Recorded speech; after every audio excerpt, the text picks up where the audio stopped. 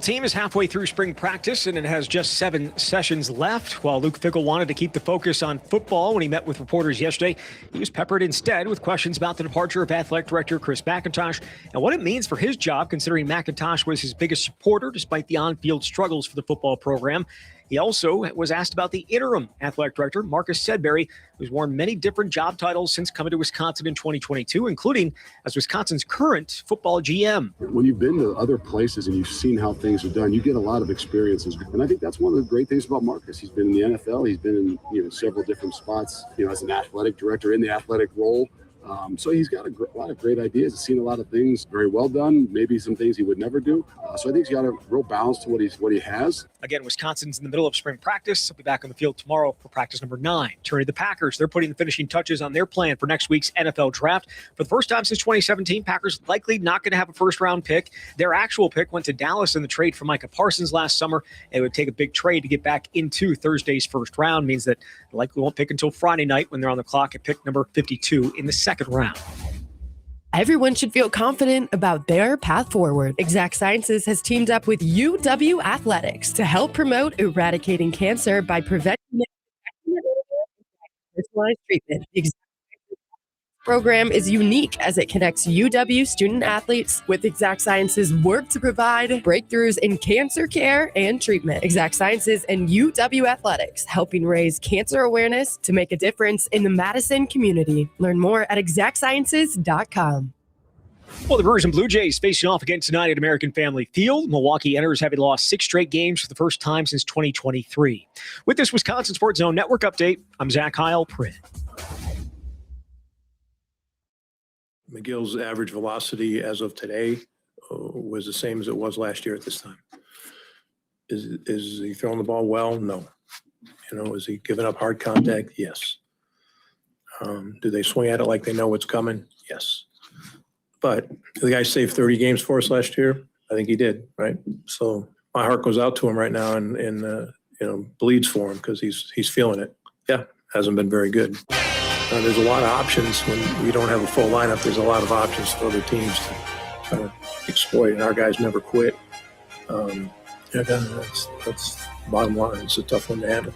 This is where Wisconsin gathers to talk sports. Packers, Brewers, Badgers, Bucks. The Wisco Sports Show is on the air. Now, here's your host, Grant Bills. A little bit from Pat Murphy after the game last night, talking about Trevor McGill. I think both pieces of sound are hilarious. Talking about Trevor McGill. I mean, is he pitching well? No. Is his stuff great? No. Do the hitters look like they know what's coming? Yeah. It's like, wait, we're just roasting Trevor McGill.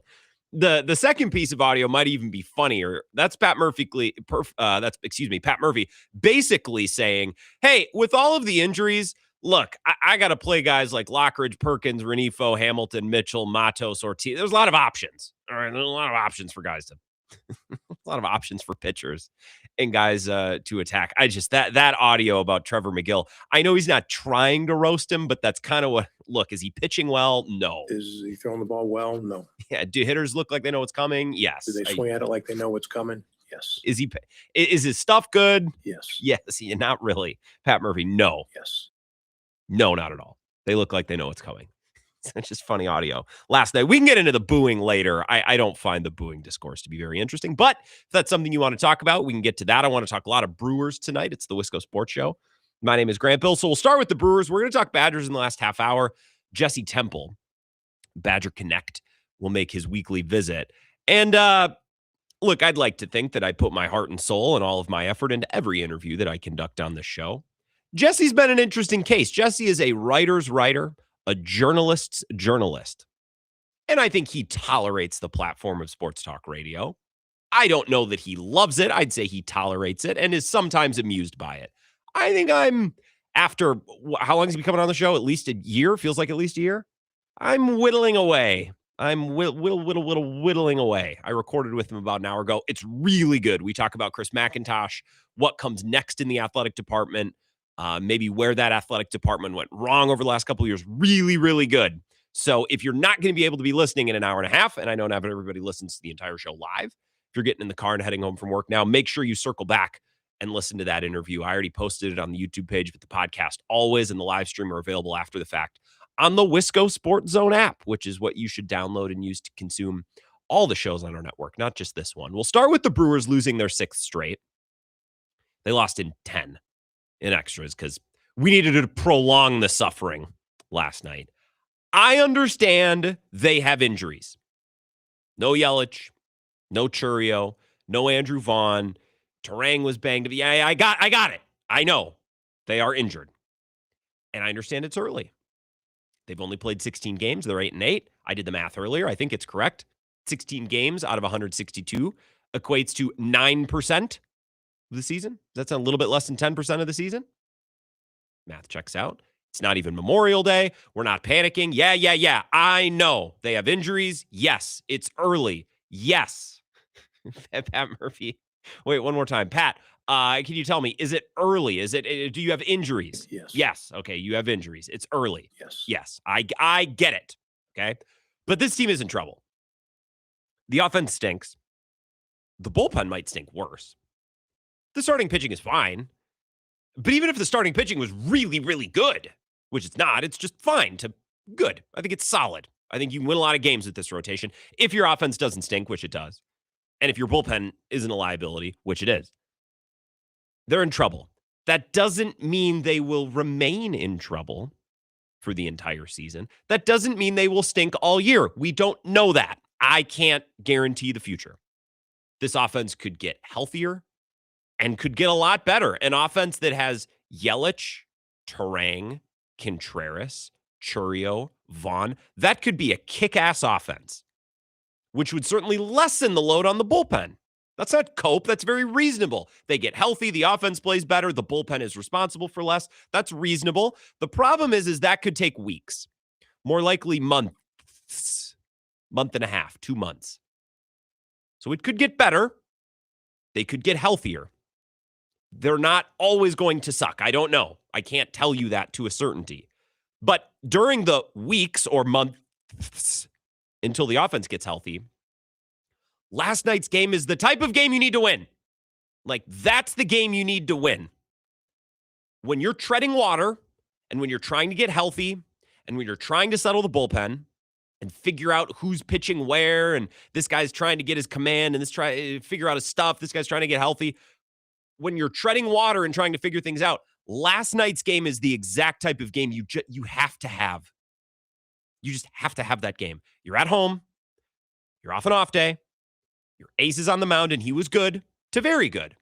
I'd say he was excellent. He wasn't perfect. He wasn't outstanding. I think he was excellent to very good. You get a 3-run home run from Jake Bauers, and you get a home run from your backup catcher. Those ingredients have to lead to a win right now. Because if you can't win that game, I question this team's ability to tread water in April and May until they get healthy. If they get healthy, who's to say that Jackson Churio doesn't come back and Bryce Terang turns an ankle? It's not to say that everyone who's injured right now will get healthy, and it's not to say that everyone who's currently healthy will stay that way. But best case scenario, in the next couple of weeks or months, your offense will get healthier, which will lessen the load on the bullpen. Should be in a much better spot. But until that happens, this team needs to tread water. And if they can't win games like last night's game, I don't know if they can do it. I don't know if they can keep their head above water long enough if they can't win games like last night. Ace on the mound. He was good. Home. Off and off day. 3-run home run from Jake Bauers. Home run from your backup catcher. A lead in the late innings. You just have to have that. You don't have to win every game. They're not going to win every game right now because their bullpen is struggling and their offense is banged up. They need to tread water right now. But if you can't win games like last night's game, you're not going to tread water. You're just going to sink. And by the time the lifeboat arrives, you're going to be on the bottom of the pool, dead. They can haul the corpse up. They can perform CPR. But it'll be too little too late. It's very, very dark. We didn't have to take the analogy that far. The offense and the bullpen are the two issues. Let's talk about those two issues. So I think the bullpen is the more concerning issue, although I find the offense to be more annoying and more painful. The bullpen has been a bummer. I get physically angry watching this offense try to score runs. And I know they scored 7 runs last night throughout 10 innings. And that should be enough. I'm not single-handedly blaming the offense for last night or for the 6-game losing streak. But I get a lot more frustrated. I get a lot more annoyed. It's a lot more painful for me to watch this offense than it is to watch this bullpen. Hamilton, Mitchell, Renifo, Perkins, Lockridge, Luis Matos, Joey Ortiz. I mean, my God. We talked about this last week. Feels like, all right, well, every, once an hour, I'm going to get to watch Terang Contreras. But after that, who's up next? And due up next inning, you have David Hamilton, Garrett Mitchell, and Luis Renifo. I'm going to go take a dump. I'm going to go. I left some dishes in the sink. I'm going to go wash those. I'm going to go get the mail. Lockridge, Ortiz, and Perkins are due up next. You know what? This storm made a mess in there. There's a bunch of sticks in the yard. I'm going to go pick those up. I'm going to go do something else. Joey Ortiz, to me, is worse than all of those other guys. And I don't know what his numbers or his average is, but Joey Ortiz has been more disappointing than any other hitter that I previously mentioned of this bunch. Hamilton, Mitchell, Renifo, Perkins, Lockridge, Matos, Ortiz. That at bat in the 9th inning. And I'll throw the StatCast graphic up if you're watching on the live stream just to visualize it. Leading into Joey Ortiz's at bat, bottom of the 9th, chance to walk it off, bases loaded, 2 outs. Lockridge saw 7 pitches and roped the ball in between the third baseman and the shortstop to tie it. Garrett Mitchell saw 6 pitches and worked a walk. Now, you might say, well, Grant, Garrett Mitchell watched a fastball right down the middle. He should have swung at that. Yeah, probably. But Garrett Mitchell, I guess in a very simple way, did his job. He extended the at-bat, and he chased Jeff Hoffman. Shout out Ben Kenny. Chased Jeff Hoffman from the game. Joey Ortiz comes up after a 7-pitch at-bat, a 6-pitch at-bat. This offense is working. This offense is grinding. Here comes Ortiz, 0 for 3 on the night. Strike looking, middle inside. It was a strike comfortably, and Joey Ortiz turns his head away like it's going to hit him because he's just worthless at the plate right now and has been for the better part of going on 2 seasons, I guess 2+ seasons now. Tries to jump out of the way of strike 1. Fouls away pitch number 2, which is significantly down and away. Swing and a miss on a ball up and in. Significantly out of the zone. That's Joey Ortiz. And what's so damning about the way this guy puts at bats together is Joey Ortiz belongs to an organization that preaches swing decisions from the top down more than any other thing. If you were to ask me, hey, Grant, what are the Brewers known for? What is the pillar? What are some pillars of the Brewers organization? Well, I'd talk about their pitching development, but offensively, I'd say swing decisions. They target guys who swing at the right pitches and make contact. Swing decisions and contact. Joey Ortiz sucks at swing decisions. And I guess he's okay at contact, but when he can't swing at the right pitches, even good contact tools aren't going to help you, because if you're swinging at a ball that's about to hit you in the chin, it doesn't matter if you're choked up, because that's not a hittable pitch. It's not a competitive at bat. That's not a competitive pitch. So Joey Ortiz being this bad at, let's say, pitch selection in this organization is damning, because that's all they preach. Swing decisions. And yet I would say swing decisions are his worst trait. These are kindergarten. These are grade school level at bats. And I know that Trevor McGill could have done his job. I know that Grant Anderson could. I know the relievers have been bad. But Trevor McGill's going through it and battling his stuff and a drop in velocity. Uribe's pitched a ton, as has McGill, had Koenig before he got hurt. Ashby too. Joey Ortiz, simply for me, to not send me into orbit, has to just not have a miserable 3-pitch at bat, and that's exactly what he did. Now, again, the offense has been a worse watch and has made me angrier. I think the bullpen's more concerning. We can talk about Trevor McGill. This is Kurt Hogue at the Journal Sentinel. This is his story last night. This is the most concerning sign surrounding McGill right now. This is Kurt. His fastball, which graded out as an elite pitch by just about any metric you could want last year, is no longer doing so. And not only that, it's not grading out remotely well with results either. This is insane. McGill's last fastball whiff came on March 30th. He's thrown 44 four-seamers without getting a single swing and miss. His velocity is notably down a couple of ticks, averaging 97.5 entering the night, but he also hasn't been able to spot it. Probably location, McGill said, of why he isn't getting his usual empty swings. You fall behind in some counts, and it's pretty easy to hit a fastball. This continues a trend from last season as well. While McGill was a stellar performer for the Brewers, earning his first career All-Star appearance, his fastball became less effective. He got fewer whiffs. He gave up more hard contact. It ultimately worked out for McGill, but a .449 expected slugging percentage and a 20% whiff rate told a slightly foreboding tale. Oh, Kurt. Now, it's clear that, for whatever reason, McGill hasn't been the same. And he goes on to write, the number stands out most with McGill's his velocity, but he was also a slow starter in that regard a year ago. And Murphy mentioned that. You heard that in the intro. His average fastball through April 13th last year was 97. His outing in Toronto was 97. 97.7 is actually down to the decimal point, down to the 10th of a mile per hour. I mean, let's just hit spots and go from there, McGill said. Everyone can hit velo up here. Throwing 97, 98, same velo as last season, this time not executing and not getting it done now. The Brewers will consider a change in the ninth inning, Murphy confirmed after the game. So even if they swap out closers, it's not as simple as we'll throw Uribe in there. He's been the balls. Uribe's been fine. Murphy's words last night, he said, Uribe threw the ball pretty good. Like, he was milquetoast on Uribe, too. Zerpa's been okay. He's had some good outings. He's had some really bad outings, like Sunday against Washington. Grant Anderson's been fine. He wasn't fine last night. He's lucky Vlad didn't hit the slide with that pitch. He left just middle. I don't know why they didn't walk Vlad Guerrero. They have bigger fish to fry, but I guess if we're criticizing every element of last night's game, that's worthy of criticism. So what? Aaron Ashby's supposed to open games. He's supposed to pitch 2 innings of middle relief in the 6th and the 7th, and then supposed to also come back out to close. What? You want DL Hall to close? Woodford? So it's not as simple as, well, they need to close with someone else. I don't know who else they're supposed to close with. Koenig's hurt. Uribe hasn't been awesome. Zerpa hasn't been awesome. Aaron Ashby's needed everywhere.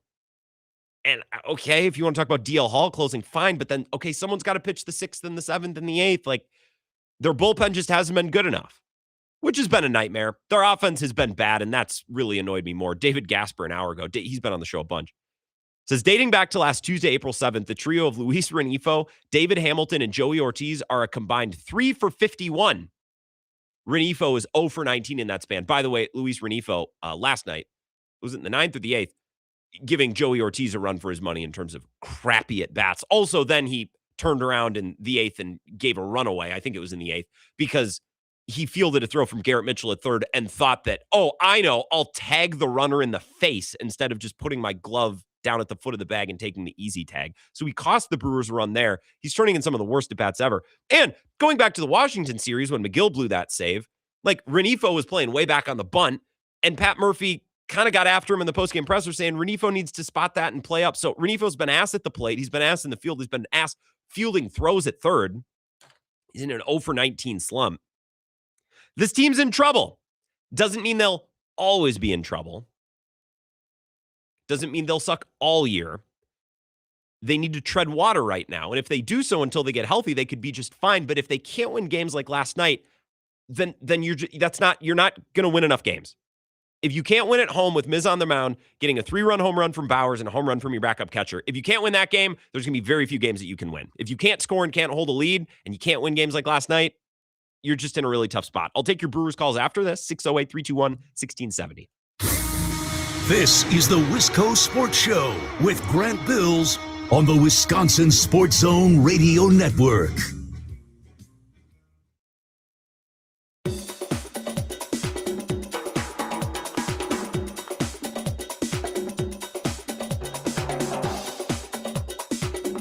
The Wisco Sports Show will resume in 3 minutes.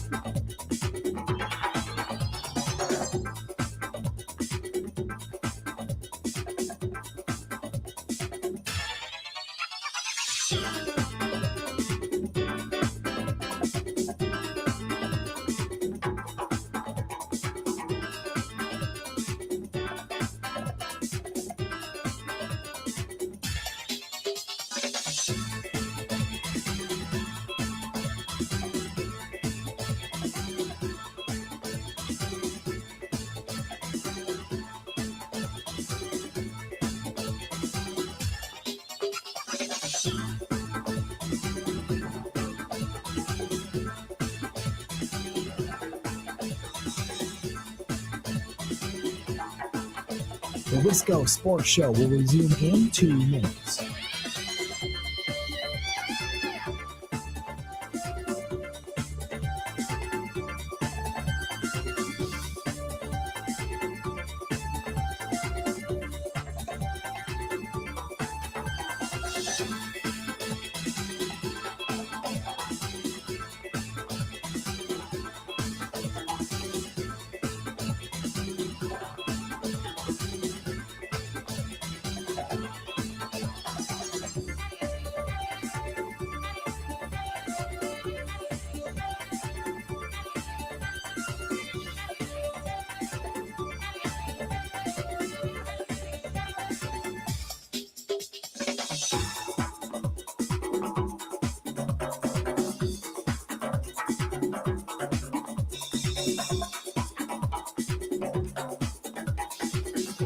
The Wisco Sports Show will resume in 1 minute.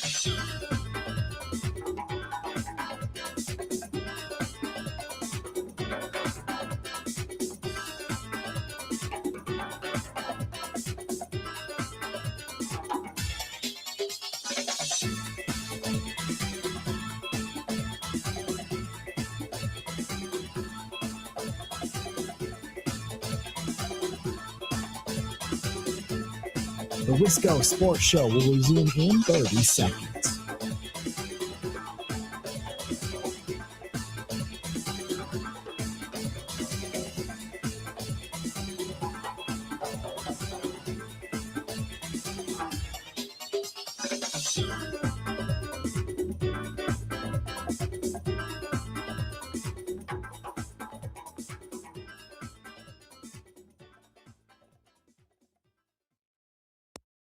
Is he throwing the ball well? No. Is he giving up hard contact? Yes. Do they swing at it like they know what's coming? Yes. But other than that, McGill's been great. A little bit more. One more time, Pat Murphy last night after the game. McGill blew it again. And I don't want to be that guy. Well, I knew he was going to blow it. But I will say I was watching and I was laying in bed. I was double screening between Channel 3000 and Madison because I wanted the weather. And I was watching the Brewers. And when it went to the top of the ninth, I went to take a shower because I'm like, I'm not predicting Trevor McGill to blow this, but I have no interest in watching what's about to happen next. And I made the right decision. Luckily, I got sucked back into extras, so I got to watch my team flop anyways, even though I tried to skip out on it. So we start with the Brewers tonight. I'll take your call, 608-321-1670, Wisco Sports Show. Who's this? Hell is real, Grant, and it's just a small windowless basement. Hell is real, Corey, and it's just Joey Ortiz hitting with runners on. Just looking like just worthless. That at bat in the bottom of the ninth that's Joey Ortiz in a nutshell. Watch strike one, foul off a bad pitch for strike two, swing and a miss on something that's not close for strike three. And you just wonder, like, the guy, it's every time it's with bases loaded too, and I got a buddy, he's like, I'll just check out what happened in the morning because I can't stay up any later. I'm like, you're going to be disappointed. So, yeah, hopefully your analogy about the drowning man and the corpse, though, is pretty apt because, as you always say, you can't, what's the old adage, you can't win a division in April, but you can lose it. Correct. So if they can't hold their, they can't tread that water or do a dead man float at least of some type, they'll, Lake Superior never gives up for dead, and they might be at the bottom of the drink at that point in the months until they actually get all these guys back. And all the names you ran off, I mean, that sounds like, you know what that feels like, Grant? And then I'll let you get going. What's that? It's from the summer that none of us want to remember ever again. 2020? Summer of 2020. Yeah. Like that reminded me of that group of just hacks that they ran out there and called it a starting lineup. And they're all really the same guy. I mean, you could just like interchange all those names. Is there really any defining difference between them other than just like where they grew up or anything? I mean, they're all just like kind of quadruple A type level players that are good for spot starts, but shouldn't be like mainstays of your lineup. So, but I digress. We'll see what they can do. And to be a threat or a promise. It is a long season, so we'll see what happens as they start getting guys back. I'll let you get going, It is a long season, Corey and Marshall. That's what we're concerned about. You're correct. Dating back to Tuesday, April 7th, this is per David Gasper. Luis Renifo, David Hamilton, and Joey Ortiz are combined 3 for 51. That's a batting average of 0.58. To be fair to David Hamilton, I think if the Brewers were healthy, he plays a nice, nifty little role. And I guess to be fair to Brandon Lockridge, I don't think he sucks as much as the other guys. I believe more in Lockridge and his ability to get it done than the rest of the group. But Joey Ortiz, I've had enough. Last night's at bat in the ninth. If he battles for 6 or 7, if he battles for 5 to 8 pitches and grounds sharply to second, all right, I don't love it, but I mean that at bat, just watch strike 1, foul off strike 2, swing and miss strike 3. That's just I've had enough. Out. I wasn't really all that in, but I'm out now. Wisco Sports Show. Who's this? Hello, line number 1. Are you there? It's David. This is David. What's up, David? Where are you calling from again, David? Jim Falls. Oh, that's hell yeah. That's awesome. What's up, David? That's God's country, actually. I agree. You know, why do you bring a guy in that's 0 for 16? Yeah, I didn't understand the pinch hit for Renifo. Is that what you're talking about? Yeah. And McGill comes in. I turned it off. Flipped the channel. I did. I and took I a came shower. Back again, like you, saw the overtime. I go, are you kidding me? I couldn't believe it. I don't know. I don't know what a thought process. He had a hunch. He said he had a hunch to bring in Pro. And you can't have a hunch on a guy that's over 16 or 17. Well, he's due. He's punched out. He's due, David. What do you mean? Oh, he is due. Granted, he's due. But what if I told you he was also not just, so great at third base and he cost him a run there too? Would that make you feel better? Exactly. You know, I don't know. Hamilton should be a shortstop. Like you said, I don't know what's guys. It's hard to say because they got so many guys hurt.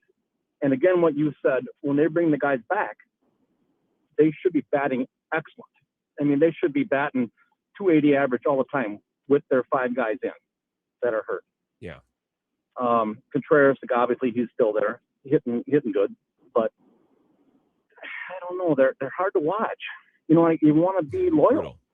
That's the trick. You got to be loyal, but you got to look at some coaching as well. But I mean, obviously, he's one of the top coaches, and he's earned it.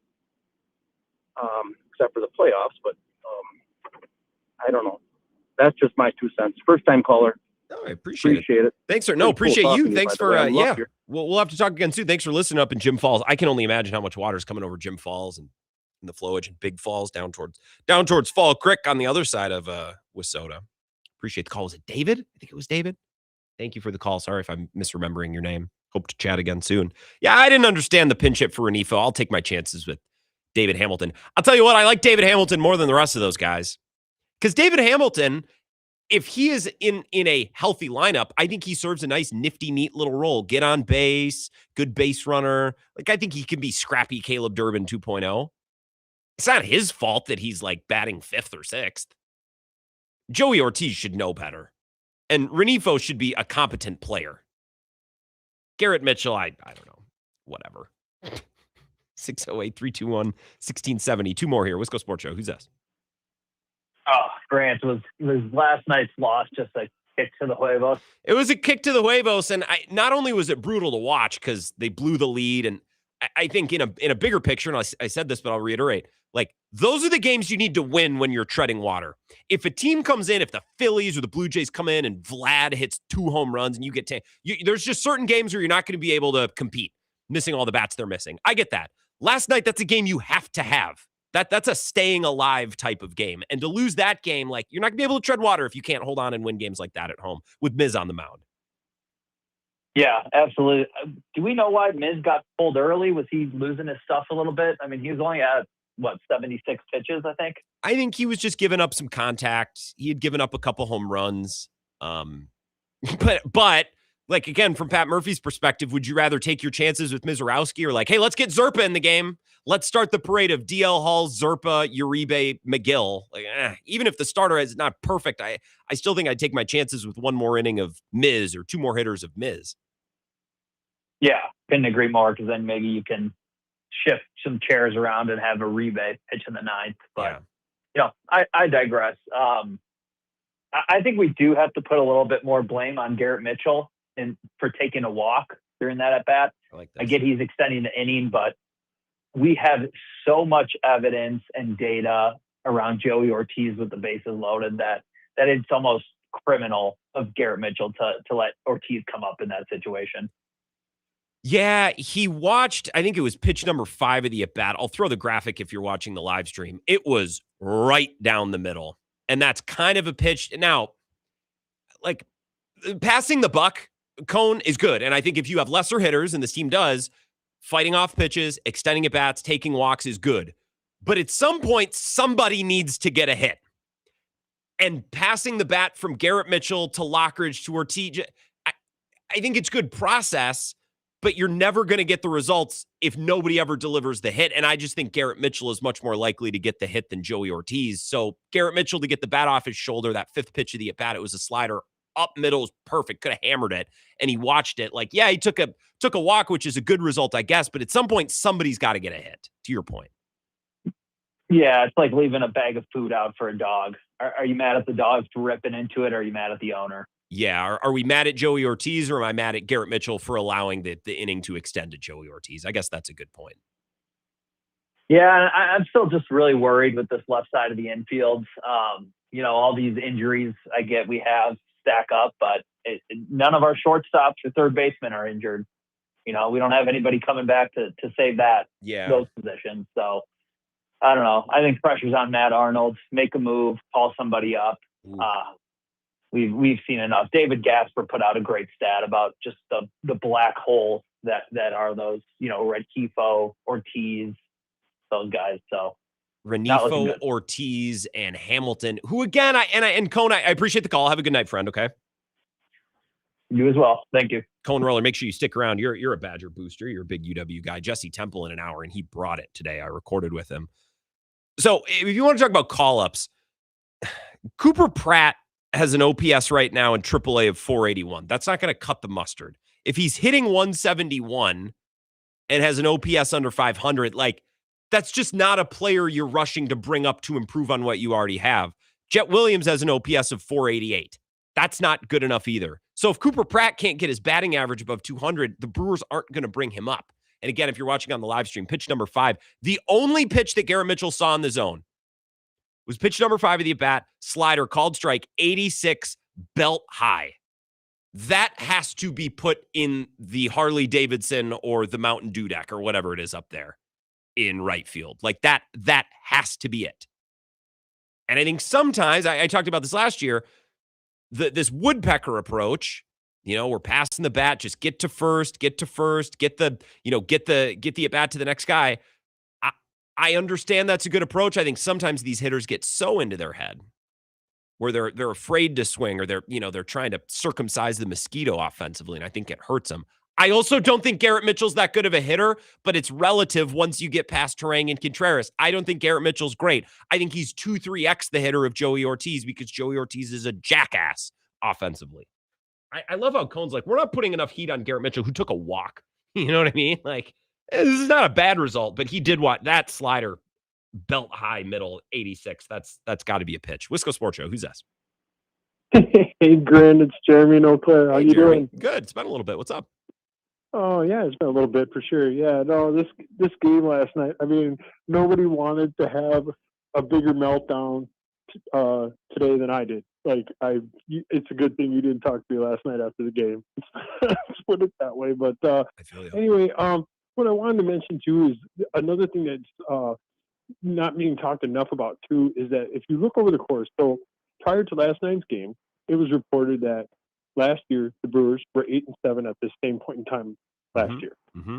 So, and they ended up doing what they did last year. So I'm not mashing a panic button or anything here yet, but I believe the hitting is going to come back around, because they were hitting well even with Churio and Vaughn out. So we were winning games. This last 5-game stretch, a thing that I've noticed that's really glaring to me that is more concerning is the defensive miscues. like the errors are piling up. Mm-hmm. I think they had like 3 games or 3 errors in 2 games ago. The defense was perfect to start the year, and then they started playing the Red Sox and the Nationals, and it just fell off a table. Yeah, it's just gotten really bad. Like even Terang has had some miscues, and he's normally flawless. So that's concerning to me because I'm like, wait, the hitting will come and go. We know that throughout the baseball season, it always happens, and I'd rather have it happen now. Sure, I'd rather have them lose a ton of games now than come September. You know what I mean? Sure. So I mean, whatever on that, but. Yeah, so the defense, that's something that is not very normal for the Brewers. That's not part of their culture. Their culture has always been really strong on defense. So that's concerning to me more so than hitting. And the middle relief pitching is terrible. I don't know what's going on. I agree with you about DL Hall. Every time they call his name, I'm like, oh, really? Are we doing this again? he might be their best reliever right now, though. That's the problem. Him and Ashby are their 2 studs at the moment. Oh, when they brought Ashby in for the closer role, I almost fell over. What was it? 3 nights ago, they brought Ashby in as the closer, and I was like, "Are you high right now? Maybe. Is that what we're doing?" Like, okay, all right, well, I guess. But then watching McGill pitch last night, I'm guessing like, well, tit for tat, whatever. Yeah, I think you could shake a snow globe in the entire bullpen, Jeremy. I appreciate it. I got to run. I think you could shake the snow globe in the entire bullpen. I don't know that it matters. Like, well, McGill can't close games. Oh, okay, well, Uribe has looked marginally better. Zerpa's looked fine, but he hasn't been awesome. So you want Ashby or Hall to close? Ashby can't open and give middle relief and be a closer. It's a tough spot. Their offense needs to score more to take less pressure off of their bullpen or take more pressure off the bullpen. The problem is the offense has like 2 good hitters right now. Truthfully, they have about 2 good hitters, and that's about it. We'll take a break, continue to talk Brewers on the other side, and I'll continue to take more of your phone calls. We'll be right back. This is the Wisco Sports Show with Grant Bills on the Wisconsin Sports Zone Radio Network.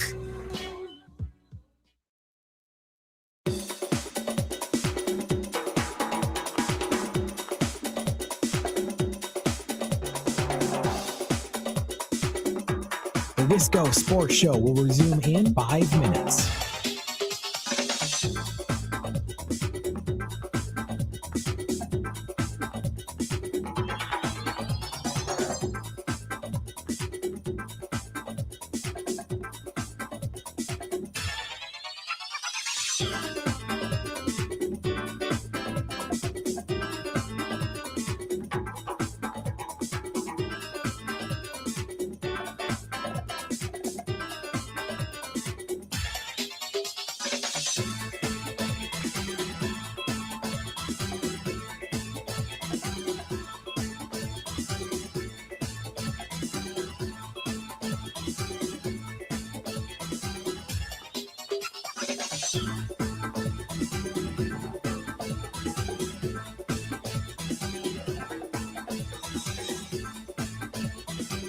The Wisco Sports Show will resume in 4 minutes.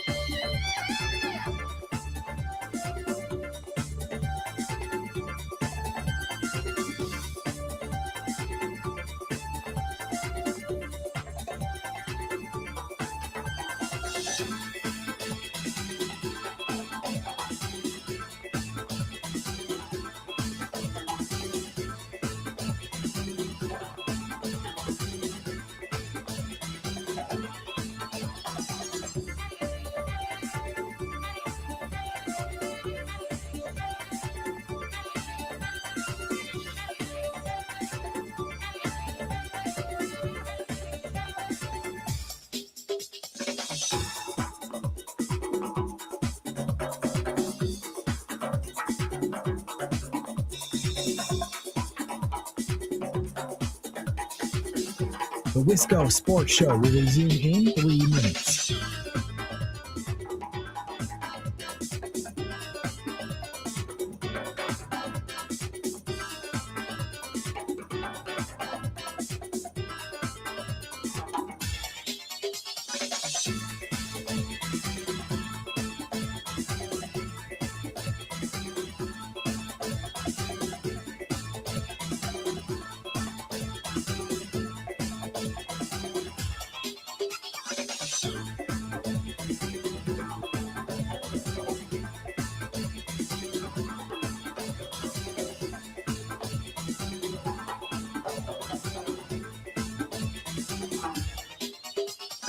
The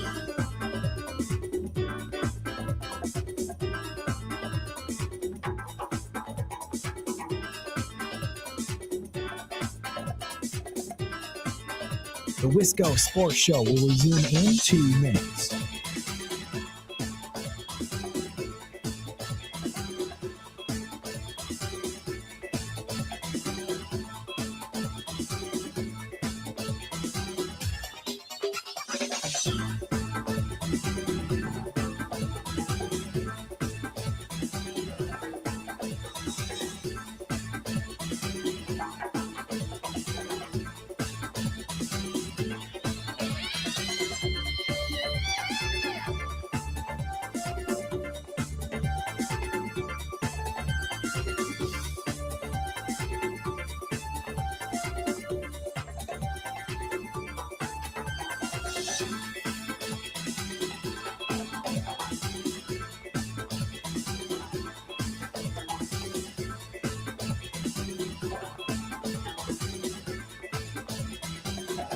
The Wisco Sports Show will resume in 1 minute.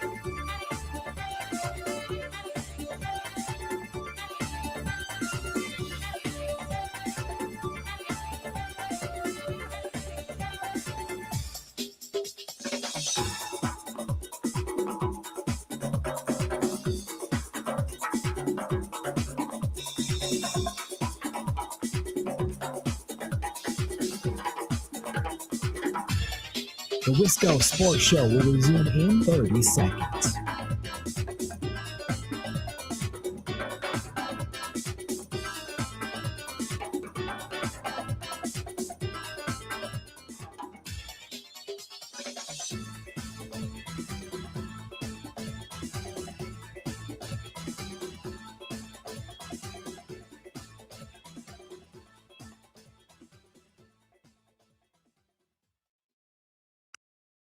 But the fans booing him after he saved 30 games for this team, a kid that's been through all that he's been through and what he did the year before for us to help us win the division, and then what he did last year, and then came out with an arm injury and still pitched and pitched one of the biggest innings of the game 5. And for them to be booing him up there, that's just not our best fans, that's for sure. We have the great fans. But let's remind them of that. Are they okay to be disappointed? But sometimes young men go through tough stuff. I was disappointed in that those people wouldn't support him when he's going through that stuff. Does he probably care? No. Is it expected? That's fine. But let's not be, these aren't machines out there. These are people. And I thought that was in poor taste, but I've done things in poor taste too. I think that was a good reaction from Pat Murphy. A lot of Brewers fans were pissed about that. First of all, I don't care. You go to a game and you want to boo away. I don't find it offensive. I don't really want to get into a philosophical debate about whether you're going to boo at a game or not. I thought that was a good comment from Pat Murphy just because of what he said at the end when he said, I thought it was in poor taste, but hey, I've done things in poor taste too. Like, there you go. And that's the comment that tied it all together. I thought it was a nice statement from Pat Murphy. Had the back of my guy. Maybe criticize the fans a little bit, but talk about how we got good fans. And then again, one more time at the very end, I think that's the comment where I said, I thought Pat Murphy handled that well. Yeah, I thought that was in poor taste, but I've done things in poor taste too. I've done things in poor taste too. We've all been there. I booed him on opening day last year. And I saw a competing radio station earlier today. This was the topic du jour on Wisconsin Sports Talk Radio is, should you boo at games? And I saw, I believe it was the Brewers flagship, WTMJ, or maybe a competing station here in Madison. It was WTMJ. It was Christian Bray. Said Trevor McGill got booed a lot at last night's game, but should fans boo their own team? On point taken, Christian Bray says they're not helping. Todd Albaugh says to remember he's someone's kid, and you wouldn't boo your own kid. To which Onabam fan replied, we would absolutely boo one of our own kids if they were no longer able to generate swing and miss on a four-seamer. He's someone's kid. Yeah, everyone's someone's kid. That doesn't mean that everyone in this world is beyond reproach. You want to boo at a game, go ahead, boo. If you think, I would never boo, fine, that's fine too. I don't care. 608-321-1670. Wisco Sports Show. Who's this? So what do all the whiny Brewer fans and the Penguin have in common? quack, quack, quack, quack, quack.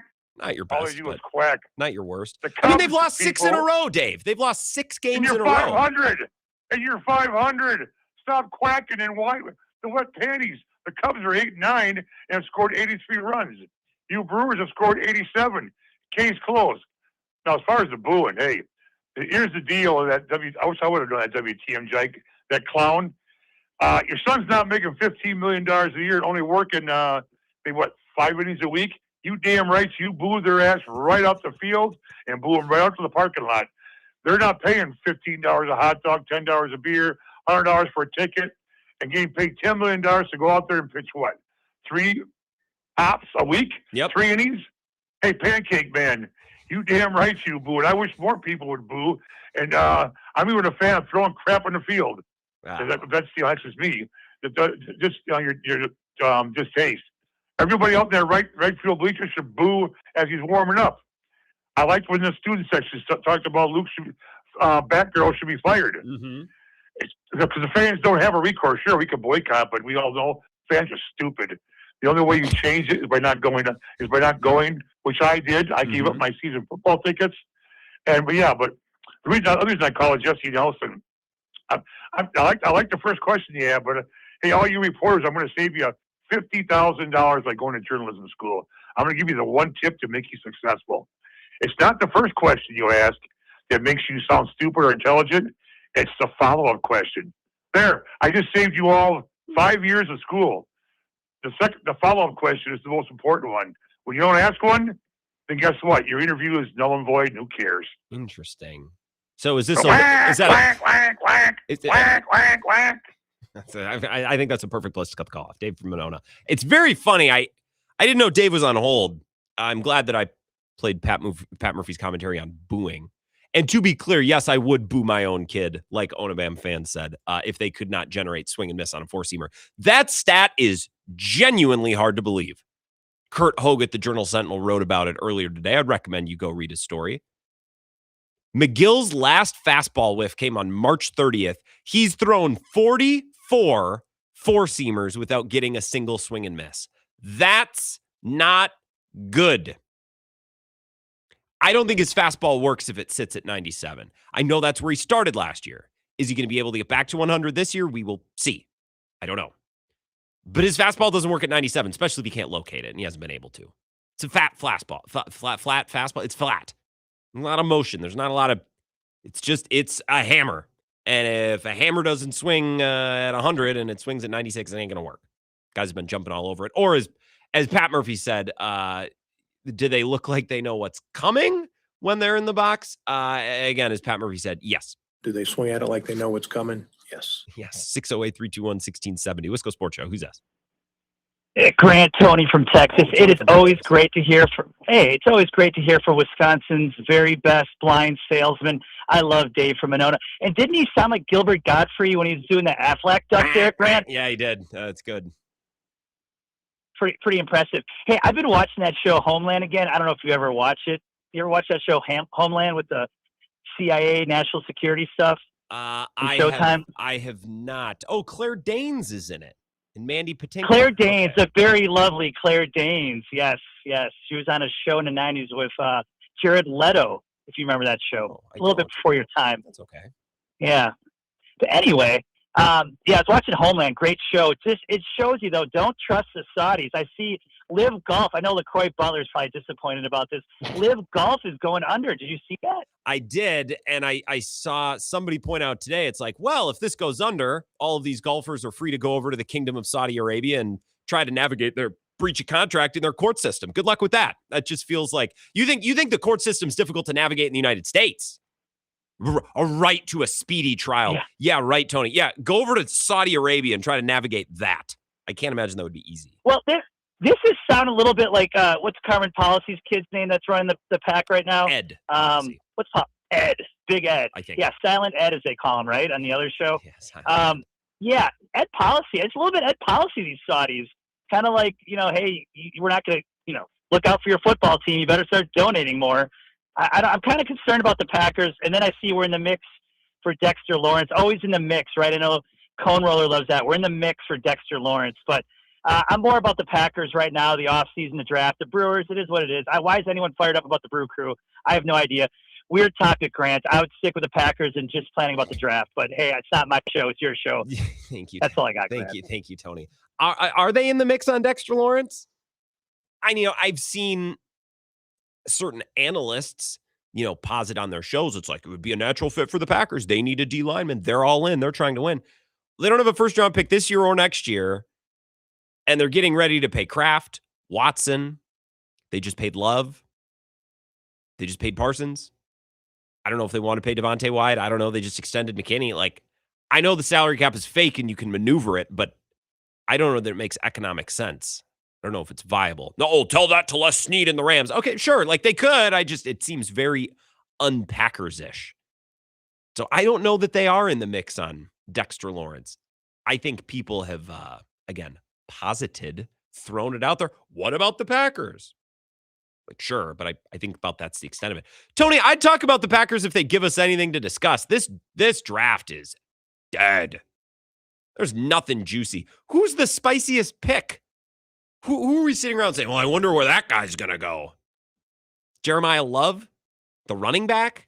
Okay, so if Jeremiah Love goes 5th to the Browns or the Cowboys instead of 4th to the Titans, that's gonna make headlines the next morning? This draft is just dead. It's a couple Ohio State defenders and an Ohio State wide receiver and an edge rusher from Texas Tech. That's what we're looking at in the top 10. And then I start scrolling down. I don't even know any of these names. Mansour Delane, Jordan Tyson, Francis Magoa, Caden Proctor, Makai Lemon, Spencer Fanute. Do you know anything? I don't know any of these people. Omar Cooper Jr., Indiana. I know that name. It's just not, it's safeties and O-linemen and Ohio State defenders and receiver. And Mendoza. And I guess Orlovsky's boy, Ty Simpson. I guess I'd be kind of interested to see if Ty Simpson could go in the first round, but in a way that I guess we were kind of interested if Shador would go in the first round, but Shador was at least interesting. Ty Simpson is just Alabama Colt McCoy. I did a podcast with Matt Collar earlier today, and he called him that. I thought it was funny. I was going to steal it, but I can't in good conscience say that. Alabama Colt McCoy. I can't in good conscience say that without hat tipping the great Matt Collar, Purple Insider. Let's take a break. Couple minutes to wrap up the first hour of the show next. This is the Wisco Sports Show with Grant Bills on the Wisconsin Sports Zone Radio Network. Wisconsin weather doesn't ease into spring. It keeps you guessing. That's why your windows and doors need to handle everything. At Pella Windows and Doors of Wisconsin, we build for year-round comfort. Now get 0% interest until 2030. That's years of no interest, so you can upgrade now and pay over time. Plus, enjoy a free in-home consultation, expert installation, and a 10-year limited warranty. But order by April 30th. Schedule today at PellaWI.com.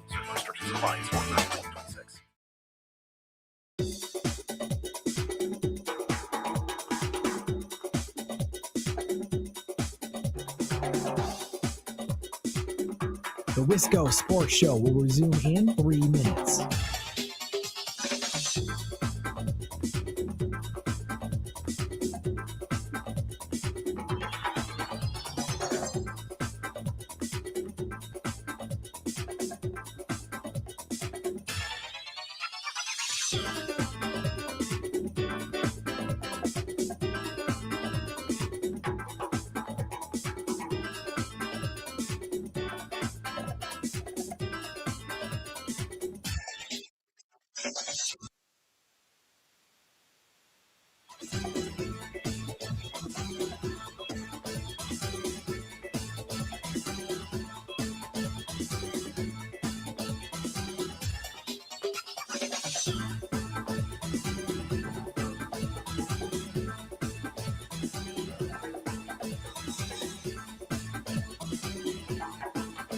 The Wisco Sports Show will resume in 2 minutes.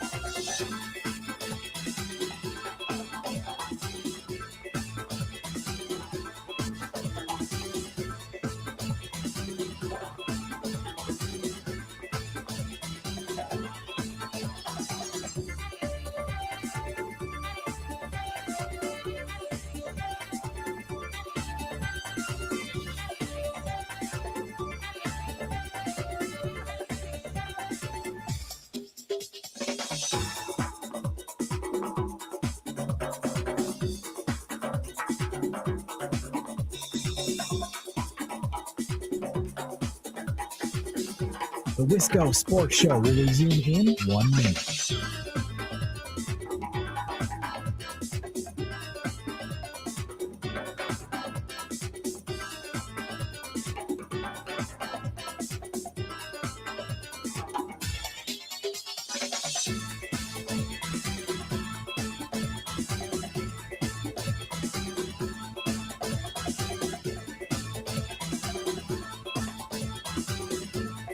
The Wisco Sports Show will resume in 30 seconds.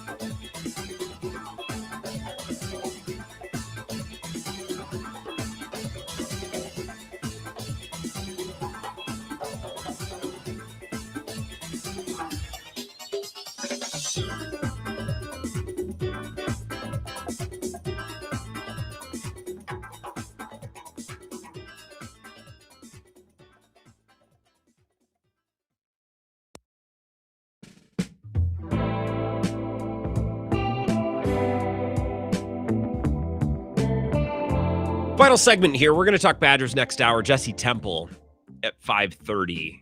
I just wanted to mention this. So I saw Colton Bartholomew tweeting about this. Barry Alvarez was on Wilde and Tausch on another station in town, across the street, as they say in the business. The station across the street. But I guess on Wilde and Tausch's show, Barry Alvarez said that I heard about the McIntosh news the same way you did, through the news. He didn't tell me. Nobody at UW told me. And I saw a lot of people on Twitter, Badgers Twitter, saying, how is that possible? How did they not? They didn't let Barry know. Yikes. This is bad. Look, if anyone looks bad, and I don't think anyone looks bad here, why does Barry Alvarez need to know? He doesn't need to know. He's not there anymore. He's not involved. He shouldn't be involved. He shouldn't be there anymore. Now, I guess that means that Chris McIntosh's relationship with Barry Alvarez has changed. I guess I wouldn't have been surprised to know that Chris McIntosh had called Barry and asked him for advice, or, hey, I'm thinking about leaving. Like, what do you think? So I guess maybe I'm a little surprised to hear. I thought maybe it would be possible that Chris McIntosh and Barry Alvarez were still like that. I mean, Chris McIntosh is Barry Alvarez's guy. But what? Wisconsin's supposed to call Barry and tell him, hey, it's not out yet, but we thought you should know Chris McIntosh is leaving. I just think we got to get out of this Barry Alvarez way of thinking, folks. With all due to Barry and everything that he has accomplished, I just don't understand why. Well, Barry should be involved. Why? Weren't you all mad at Barry last year when he called you spoiled rotten for expecting the Badgers to win more than, 4 games? He's the guy who sat at Ruth Chris's steakhouse and said, you're spoiled rotten for thinking the Badgers should be a bowl team. And everyone lost their mind. And now we learned that Barry Alvarez wasn't on the inside for McIntosh's exit. And everyone's like, how dare they leave Barry out of the loop? Like, we gotta get away from the Barry Alvarez of it all. And McIntosh is Barry's guy. So doesn't he have to wear that a little bit? I don't know. Just thought it was worth mentioning. We'll talk more about this with Jesse Temple at 5:30. Coming up next, we can talk more Brewers. We can get into the Badgers ahead of time if you'd like. Talk about whatever you want. Give me a call. We got wide open phone lines, so jump in. 608-321-1670. But we won't do that before 2 minutes of the Wisconsin headlines. Zach Heilprin's sports update. We'll be right back to begin hour number 2.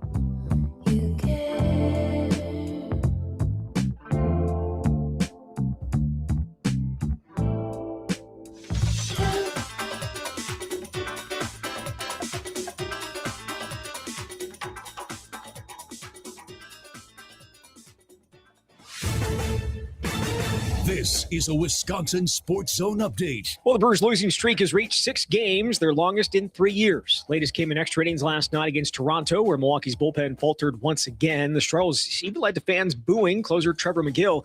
He's allowed 8 runs in 6 games after giving up a total of 13 in 50 appearances a year ago. The boos did not sit well with manager Pat Murphy. Okay to be disappointed, but sometimes young men go through tough stuff. I was disappointed in that those people wouldn't support him when he's going through that stuff. Does he probably care? No. Is it expected? That's fine. But let's not be, these aren't machines out there. These are people. And I thought that was in poor taste.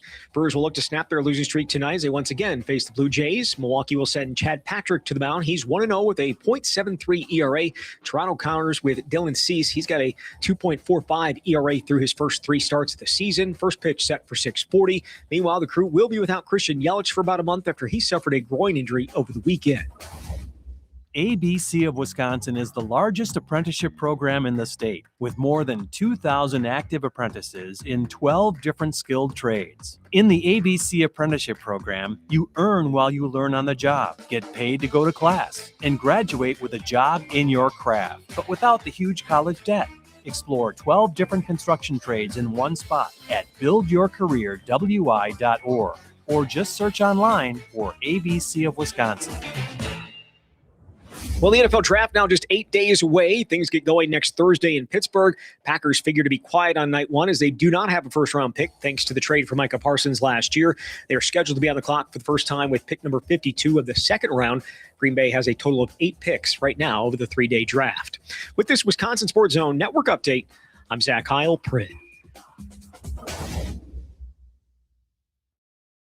McGill's average velocity as of today was the same as it was last year at this time.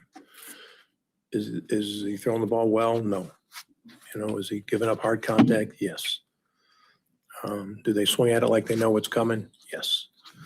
But the guy saved 30 games for us last year. I think he did, right? So my heart goes out to him right now and bleeds for him because he's feeling it. Yeah, hasn't been very good. There's a lot of options when you don't have a full lineup. There's a lot of options for other teams to try to exploit, and our guys never quit. That's bottom line. It's a tough one to handle. This is where Wisconsin gathers to talk sports. Packers, Brewers, Badgers, Bucks. The Wisco Sports Show is on the air. Now, here's your host, Grant Bills. All right, Jesse Temple in 30 minutes. Badgers on the table, Brewers on the table. Tony in Texas mentioned that Liv is dying. Here's some great news. Yes. Or hopefully what leads to great news. Ryan Glasspiegel, Front Office Sports, sharing within the last minute. Saudi funding for the Fanatics Tom Brady football event, flag football event, is in peril. The sides were at odds over moving the event from Riyadh, what's the place in Saudi Arabia, to LA. Fanatics plans to continue the event regardless of if the Saudis fund it in the future. I want that thing to die in fire. The event, not Saudi Arabia. I want Tom Brady and Michael Rubin's weird flag football fetish. That thing needs to die. Get flag football out of my face. I'm with Tyler Dunn on this one. Flag football is not football. But what if we made Fanatics and the Saudi? Well, if you're telling me that one of the worst, the worst organizations on planet Earth and the Saudi Arabians are supporting it. Oh, no, I'm all in. I'm all in. Fanatics and the Saudis are in. Yeah. Flag football. God, I hope it dies. I'm going to read that article. Front Office Sports. Over our first commercial break. But first, I want to take this call. They sat through the break here. I would bet my next paycheck I know who this is. Wisco Sports Show. Who is this? Who's this? Vagabond? I knew it was you. Bitch. I heard you. I saw the phone light up when I mentioned Barry Alvarez. I'm like, this is going to be Vagabond. Let's talk Badgers for a couple minutes. Well, first, I'm glad you clarified on the flag football part was the part you wanted to burn. You're not calling to end any civilizations overnight. So that was good. No. I got to give it to Dave from Monona. I literally jumped off a training right before the show started. I work at East Coast hours, so this show just fits perfectly into my day. I can get my house chores done, listen to Grant. That does. And I have Dave from Monona call on, and he's like, hey, it doesn't matter what you say in the first question. It's all about the second question. And sure enough, that is the exact training that I just ran for my sales org for a rep that is, pitching, mid-7-figure media buy. Funny. And they're like, wow, they're all worried about how am I going to land this pitch? Am I over budget? When I'm like, yeah, just be confident in your closing question. What really matters is how you react. So I couldn't believe it hearing Dave say that. I'm like, I literally just left the corporate world back in my own little cave in Minnesota here just doing dishes, and I got to listen to Dave from Monona just recap that training. So Dave's pretty smart when he's not being absolutely insane. Yeah, but the insane part is like that's what we all come for. You know what I mean? Like the rest of the stuff, like there's a lot of really good, insightful callers. The insane stuff is what keeps you around. The good takes bring you in. The insane stuff is what you grow to love over time. That's I like that. Me and Dave. That's how I view Dave, at least. You just relating the Badgers in the draft. I can't believe you're not absolutely locked in to see where Skylar Bell lands. Okay, that does interest me. I will say the Skylar Bell of it all does interest me. Vinny Anthony, Skylar Bell, Mason Reiger. Skylar Bell might interest me more than Vinny Anthony and Mason Reiger. What about Keontez Lewis? Yeah, more Skylar Bell. Where'd Keontez Lewis go again? USC? You went to Oklahoma before right. literally ran into a brick wall. Ended his season early. But he was a contributing player in an offense that had at the time a Heisman front runner, I believe, at quarterback, and that was kind of a high-powered SEC offense, and it kind of derailed after a bunch of injuries down there. But Keontez Lewis is getting a bunch of looks, a bunch of interviews. I was kind of scouting ahead because as much as Tim from Sparta is going to hate bringing it back up, the empty cupboard argument, it really hits full swing during draft season because you have Riley Nowakowski, the tight end that we just cast aside. He's not going to go do anything. Ends up catching a touchdown in Didn't need him. The national championship game. No, not good enough. That's part of the empty cupboard. I think he's projected 4th round right now in the NFL. You have 3 more receivers in Vinny Anthony, Skylar Bell, Keontez Lewis joining the group. You've got a couple of offensive linemen that are roaming around. Drew Evans is out there. There's a couple more. So you have, I think I totaled it up, like 12 total former Badgers that were on that 2023 team who are, if not projected to be drafted, certainly getting rated high enough to be picked up as undrafted free agents. So I know I agree with you from an overall NFL perspective. I think this draft is kind of like ho-hum. I think a big part of that is the Packers not having a pick in the first round, for us at least. But in terms of draft, I'm locked in, man, because there's a real world here where we add another, 10 Badgers from that empty cupboard that end up landing on, by the time all the phone calls are dying down from undrafted free agent season, we're going to get a whole nother load. So we'll have a new graphic for sure at the Real Red Shit on Twitter uploaded quickly. Yeah, this draft is interesting, I guess, if you're medically insane in a way that's good for sports talk radio and Twitter, I suppose. Correct. Hey, by the way, are we going to get Ben Kenny? I saw he surfaced again on Twitter. Are we going to get him in on a guest? Was he tweeting about Aaron Nola? That's the only reason he tweets anymore. No, I just saw him liking some of my Badger stuff. He's in the weeds on the Badger stuff. Once a Badger, always a Badger. And that's the saying. He's out there. He's got to have some extended, year 4 Luke Fickle takes. So somebody's got to get that guy on the phone. Ben Kenny, by the way, is a Badger for life. Vagabond John, I appreciate it. Not John Blackwell. By the way, John Blackwell is not announced to school yet. Toured at UCLA. Now, I've seen lots of conflicting reports. I've seen that it's down to Duke and Illinois. I've seen that it's down to UCLA, Illinois, Louisville. I've also seen that Brad Underwood at Illinois wants this thing resolved, and we're not going to drag this out into a bidding war. But it already has at this point. The portal's been open for over a week and a day now, week and 2 days. If John Blackwell goes to play at UCLA for Mick Cronin, so I'll put it this way. If he goes to Michigan or Illinois, I will not respect him very much. I mean, good for him, make your money. But for a Big Ten Badger point of view, puke. If he goes to play for Mick Cronin and UCLA, I'll respect him less, but in a way different way. Like you're just kind of a dweeb. You're kind of a boob. Badger for life, though. Am I right?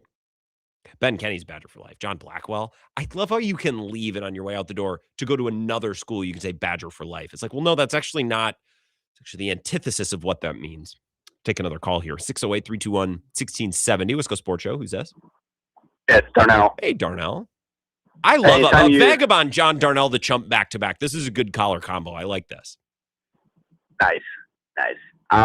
Here, anytime you say John Blackwell, to like from these other schools, okay, we're talking about a guy that completely dominates the first half of very important games and then just disappears completely. So in the second half, and I think, by the way, if he ends up at UCLA, I think that'd be really kind of cool. Because UCLA doesn't really have the gusto that they once did. Correct. But like you said, if he ends up in the Big Ten at, I don't know, the defending national champion, that like, come on. Like, okay, LeBron. He goes to the defending champs or Illinois was in a Final Four, right? They made the Final Four. Like that's like a LeBron or a KD type of move that people were just like, okay, ring chaser, we see you. Like, okay, not going to do anything in the NBA, so he's gotta get his money and his rings in the NCAA and whatever. It's fine. I'm not salty. I'm super salty, but at the same time, I know Greg Gard is going to fill the cupboard, as Vagabond John would say, with new talent that he gets from schools that no one's ever heard of, and players that were 3-star transfers that end up scoring 18 to 20 points a game. So I'm not worried about that. I think that all the John Blackwell stuff is getting really stupid, and I'd really like to not see it on my Twitter anymore, because the honest truth is I don't care anymore now that you left. I don't care.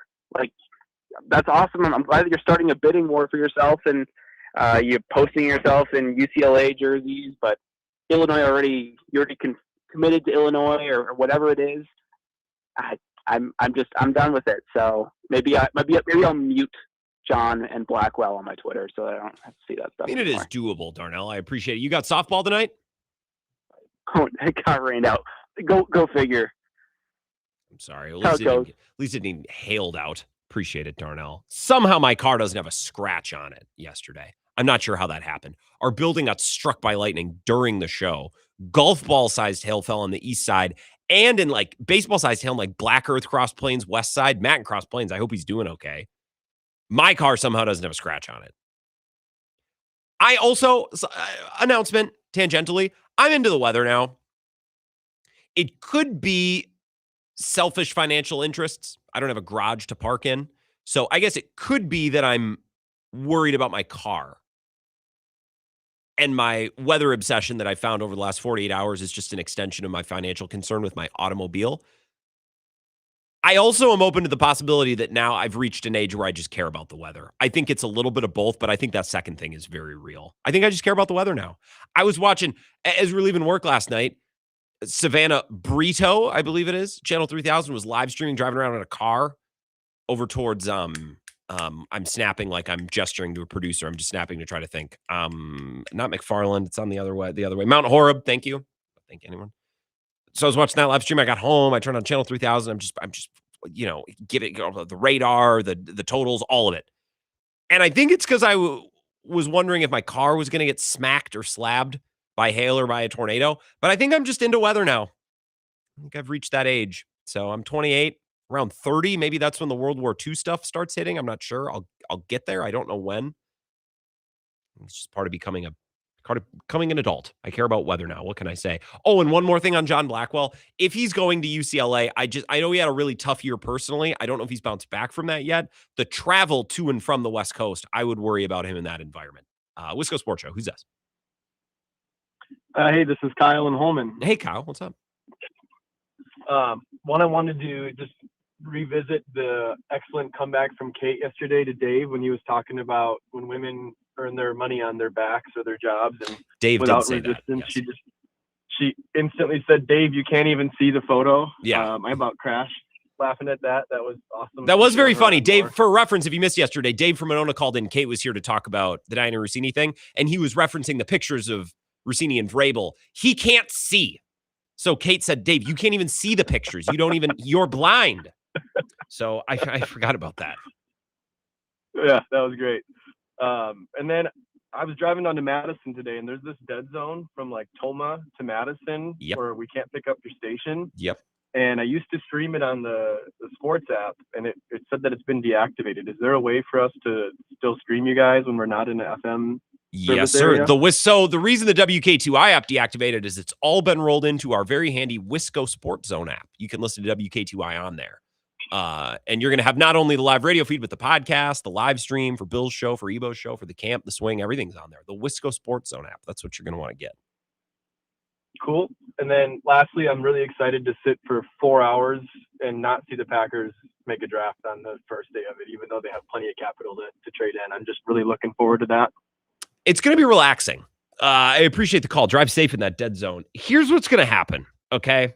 I did a podcast with Matt Caller, Purple Insider, earlier today. He wanted a Packers guy, which I'm not, but I can do an hour podcast and deliver takes, interestingly, I'd like to think. I pointed out to him, here's what's going to happen on draft night, okay? We're going to get to the very end of the draft, the first round. We're going to get through all 32 picks. And more than one Packers writer, I don't know who it'll be, I'd bet money that at least one will be Andy Herman. But somebody else will do it. Maybe Bukowski. If we got it from Bukowski and Herman, that'd be pretty funny. But Herman and at least one other Packers beat writer will tweet at the end of the first round. And with their first round selection, with their first round selection of the 2026 NFL draft, the Green Bay Packers select Micah Parsons. Like, someone's tweeting that. You can book it. You can set your watch to it. And it might be when the Cowboys make their pick because they have the Packers pick, which is way better than it should be because the Packers, made a stinky in their trousers 4 or 5 times, which is why they were the 7th seed, whatever. Packers beat writers are going to tweet that. And I'm not even saying it's bad. It's fine. It's just, I can see it coming.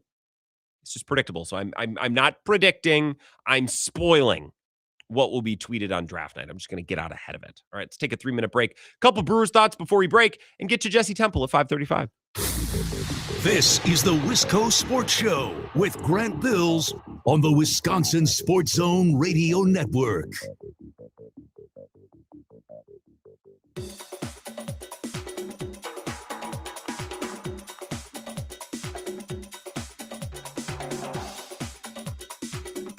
The Wisco Sports Show will resume in 3 minutes.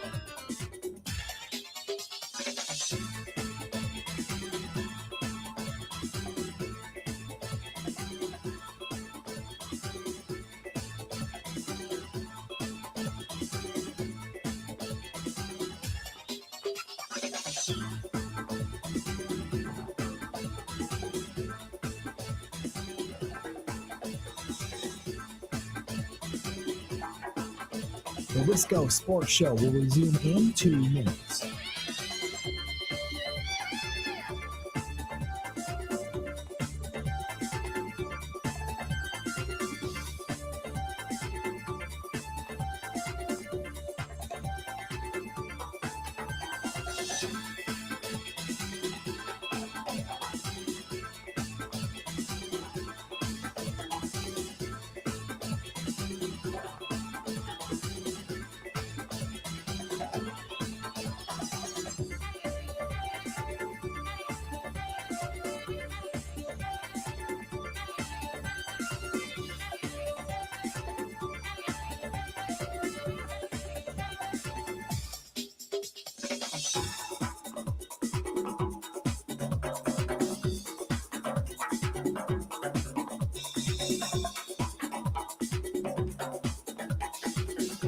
The Wisco Sports Show will resume in 1 minute.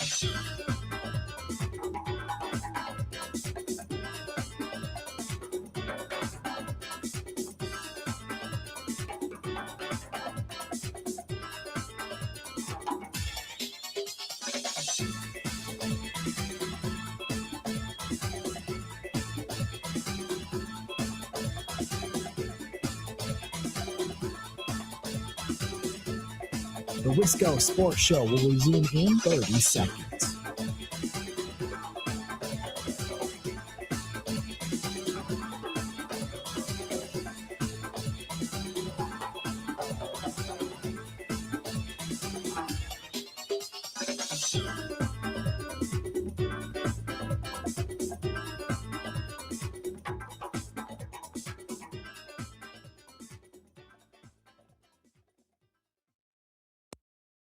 But the fans booing him after he saved 30 games for this team, a kid that's been through all that he's been through and what he did the year before for us to help us win the division, and then what he did last year, and then came out with an arm injury and still pitched and pitched one of the biggest innings of the game 5. And for them to be booing him up there, that's just not our best fans, that's for sure. We have the great fans. But let's remind them of that. Are they okay to be disappointed? But sometimes young men go through tough stuff. I was disappointed in that those people wouldn't support him when he's going through that stuff. Does he probably care? No. Is it expected? That's fine. But let's not be, these aren't machines out there. These are people. And I thought that was in poor taste, but I've done things in poor taste too. It's a good comment from Murph about the booing. Defends his guy, scolds the fans a little bit, but then at the end, I think that last comment kind of ties it all together. For me, my opinion, you don't have to agree. I don't really care if you do. It's booing. It's stupid. It doesn't matter anyways. But he says, I thought it was in poor taste, but hey, I've done things in poor taste too. Perfect. Good response. Move on. Nobody cares. Trevor McGill sucked. If they run him out there to close the game again and he blows it, he'll probably get booed again because that's how sports work. The show tonight presented by Lacrosse Beer House, corner of 3rd and Pearl, right downtown. I don't think Lacrosse got hailed or stormed too bad last night. I saw a lot of pictures of what happened in Westby. Holy cats. You guys got drilled. But I think Lacrosse, for the most part, was okay. I drove through there last weekend. Didn't look like the flooding was too bad either. Hopefully that is remaining the case around Riverside Park. But even if it does flood a little bit, all the way up on 3rd Street, bone dry. And a perfect stop to make the corner of 3rd and Pearl right there at the heart of it all in downtown Lacrosse. Lacrosse Beer House. Go get a delicious big mug of authentic German beer, maybe a fish fry on a Friday night. I'm a little hungry, I'm not going to lie. And I think I get a little bitchy when I'm hungry. So my upcoming commentary about Joey Ortiz might reflect that. I could go for fish fry, some fries, some coleslaw, a piece of bread. It's delicious. Everything I've had there is great. It's a great place to meet after work or maybe go on a Saturday afternoon. We're about to enter sunny, hopefully warm spring, great day drinking conditions.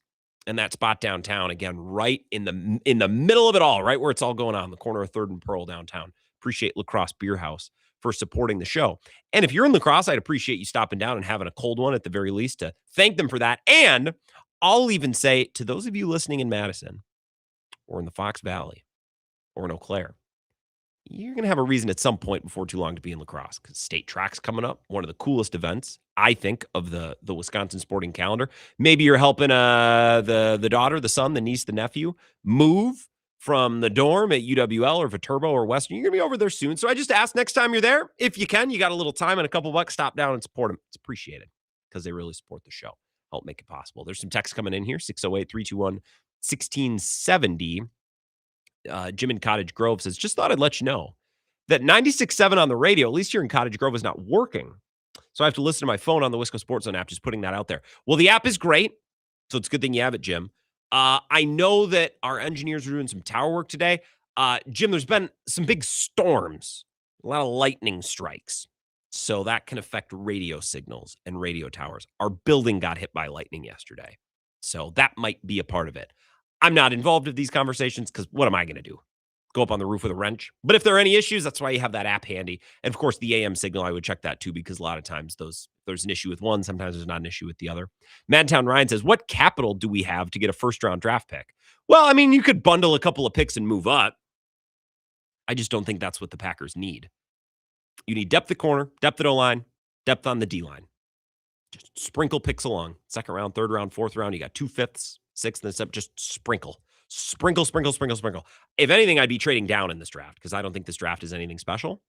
Just trade down or just stick and pick, draft at corner, draft at D-line, draft at O-line. And if you want to mix in a wide receiver, I guess they could. I don't think they need to this year unless they think Savion Williams completely stinks. But then why did they draft him in the 3rd round? I don't know. That's a weird player in a weird situation. On the Brewers, and I'll reiterate my opening remarks from back at 4 o'clock before we get to Jesse Temple. Offense, bullpen. Those are your two issues. Both were present last night. I know they scored, 7 runs? And I know that should have been enough last night. So last night, specifically, we could talk more about the bullpen, but the offense is a brutal watch. Here's the thing. They could get healthy on offense within the next couple of weeks or a month or so, a little bit more than a month probably. If we're talking about Yelich returning, which will probably be late May. It'll be a while, probably at least a month. Chourio, Vaughn. Chourio probably the first back, Vaughn, then Yelich, and that's, knock on wood, hoping that nobody else gets hurt in the meantime. The offense could get healthy, come back. They could start hitting. That takes pressure off the pitchers and the bullpen, right? It's not hard to look at this team and say, okay, it could get better. That's not cope. That's not ridiculous. The problem is if they play like this until they get healthy, they're going to be underwater. They just need to tread water, which means win a series, lose a series, win a series, lose a series. Can you hover just about around 500 until you get healthy? Reasonable, right? But if they're going to do that, they have to win games like last night's game. That has to be a win. That absolutely has to be a win. When you get a 3-run home run from Jake Bauers, a home run from your backup catcher, 6 or 5 and change, very good innings from Mizorowski at home, off and off day, you just need to win that game. And if they're not going to win that game, then I don't see how they're going to effectively tread water until some of their bats get healthy. I just don't know that they can do it, because there's going to be nights where an offense like Toronto's, which through the 8th inning, it only scored 3 runs. You hold this offense to 3 runs through 8 innings, you're doing pretty good. And I know they're banged up a little bit, but they still got Vlad, and Varsho's really good, and Sanchez. Like they got some bats, okay? There's going to be nights where this offense, and it could happen tonight, where a group like this comes in and just starts slugging the ball. And it's 4-0, 5-0 in the 3rd inning. Your starter doesn't have it. You're just probably not going to come back and win that game. You don't have the horses. That's going to be a part of the arithmetic for the next month.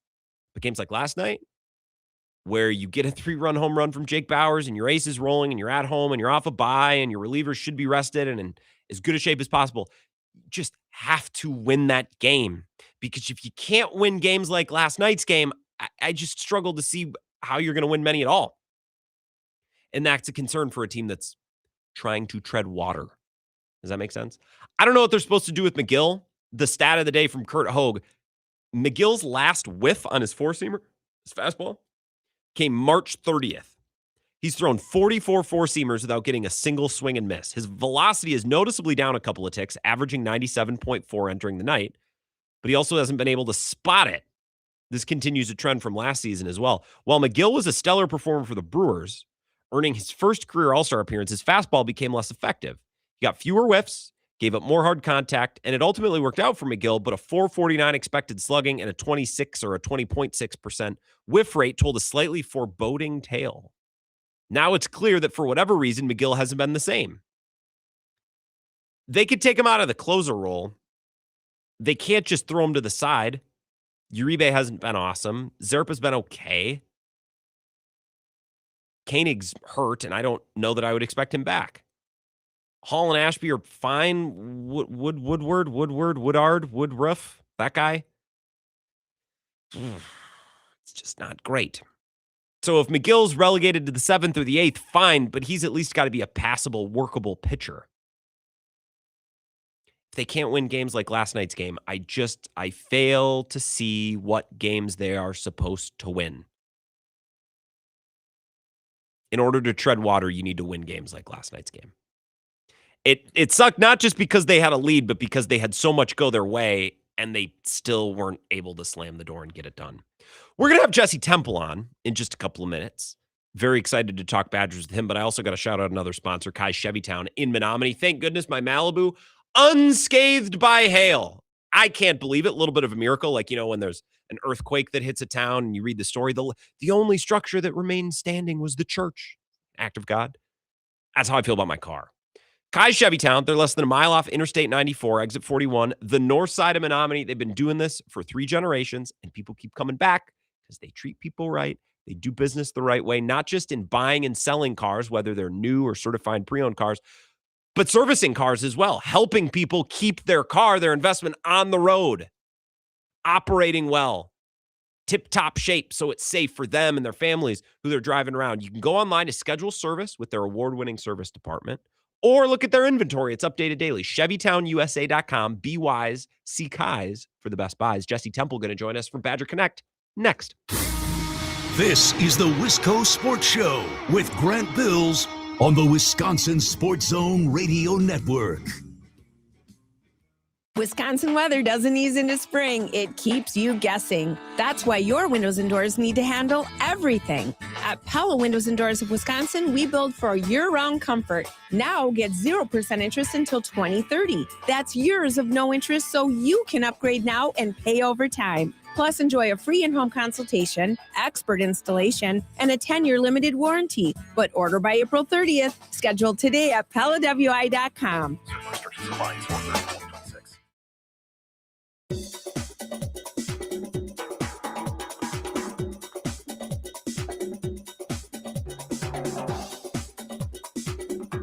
The Wisco Sports Show will resume in 5 minutes.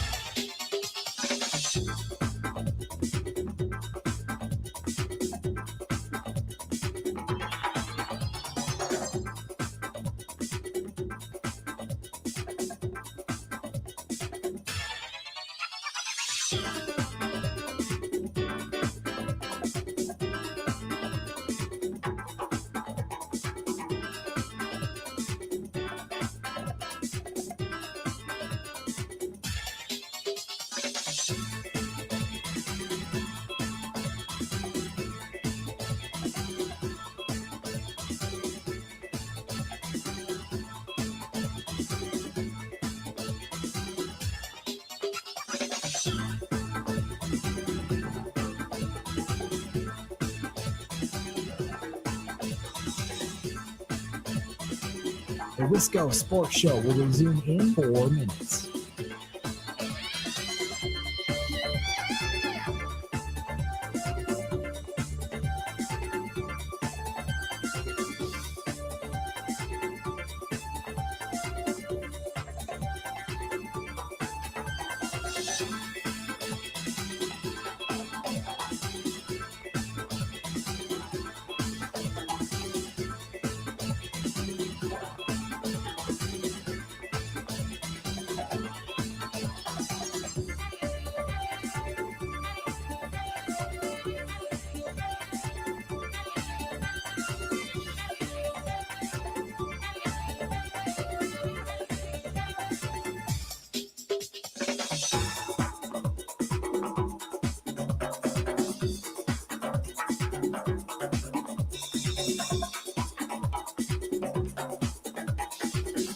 The Wisco Sports Show will resume in 3 minutes.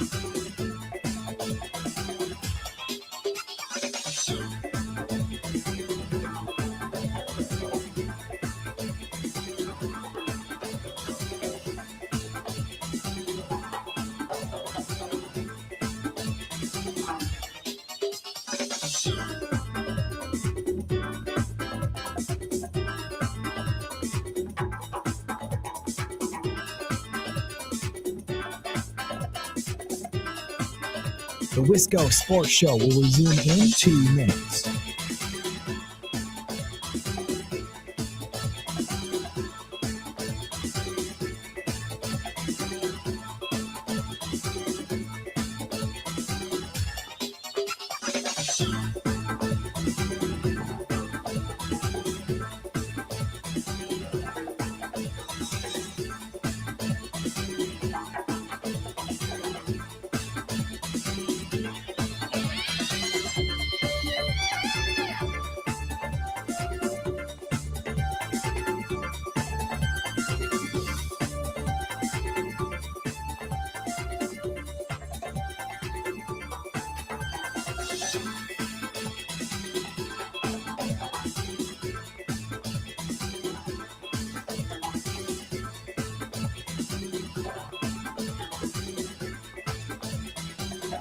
The Wisco Sports Show will resume in 1 minute.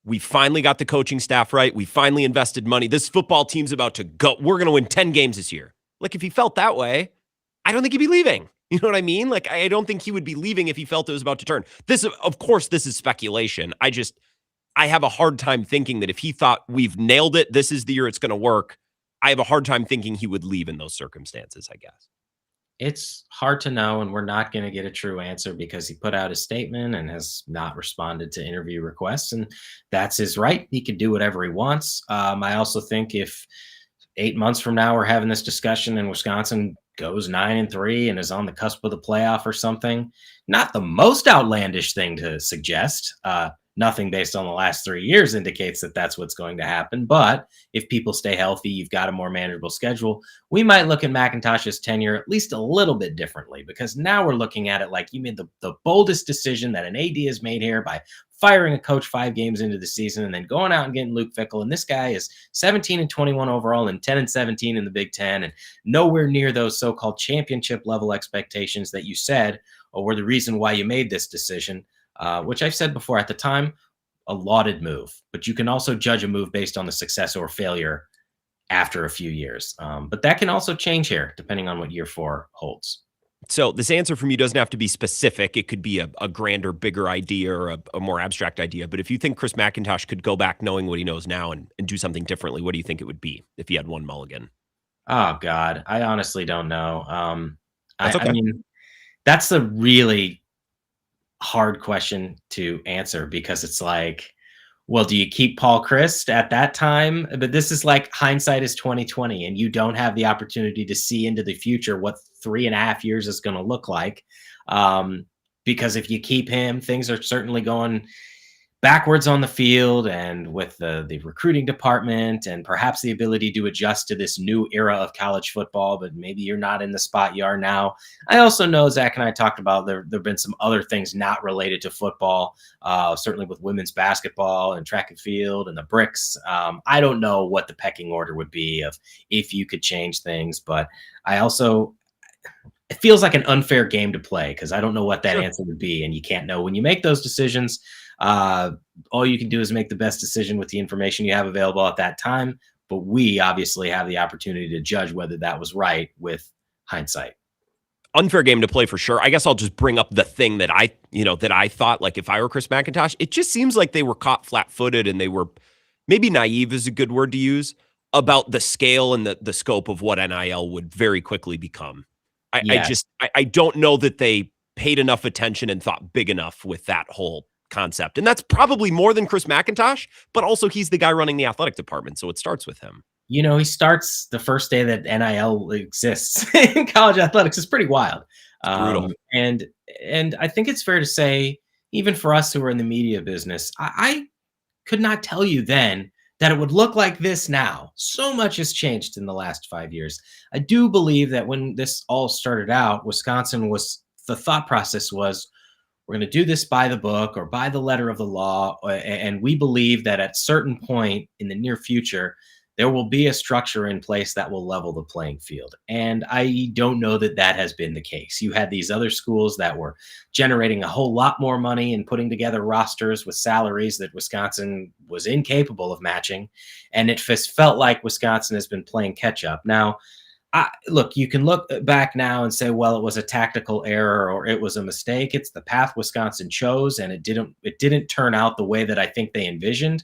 I will say I believe that they have adjusted here, but even now, with this understanding that they've increased the financial investment in the football program, we don't have access to any numbers, nor do we have access to the numbers of any other schools. And so while there's been talk about trying to get into that top third, you're going to constantly be playing catch up against a lot of these other schools. But I think that's a fair point, Grant. Maybe not being best positioned when you compare it to what other schools were doing, that it wasn't a level playing field.